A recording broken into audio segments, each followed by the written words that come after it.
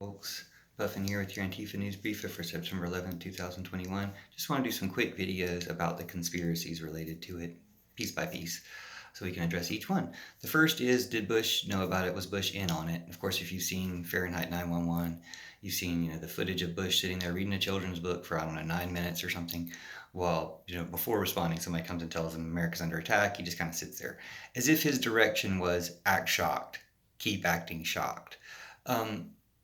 Possibly in on it. What's his angle? Well, yeah, to start the war on terror and to promote, the military-industrial complex again after the Soviet Union had collapsed, coming up with an excuse for that, which is evil and awful in itself, but also the timing, because the news had come out on September 10th, 2001, that Gore won the Florida recount. So you were in a situation where you're thinking, oh, Gore's our rightful president, hooray! Or at least most of us were like, yeah, our vote worked.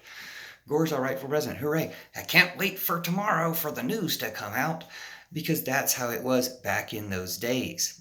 I don't know how we heard the news in the first place about September 11th on the radio, I guess.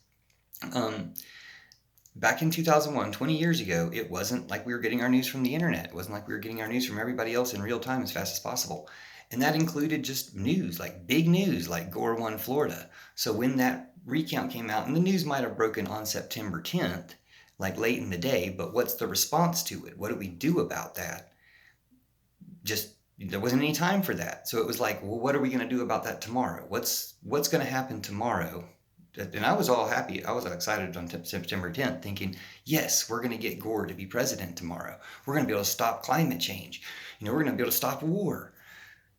Very hopeful that we're going to get things right at that time. And of course, not only was that all that hope turned to ashes and tragedy and terror, but completely distracted from that question. And it, in that way, made Bush the president. You have to deal with the president you've got when an attack like that happens. Although, look at his response. He did sit there. Maybe he wasn't acting. Maybe he didn't know. Maybe he was truly shocked and sat there and just, didn't know what to do.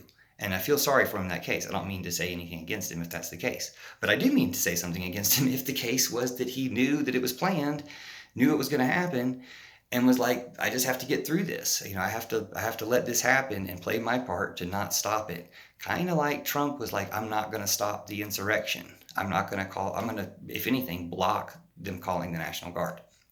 So playing both sides of it with evil, with terrorism, with destruction, just to give yourself a job or a purpose is evil, is wrong.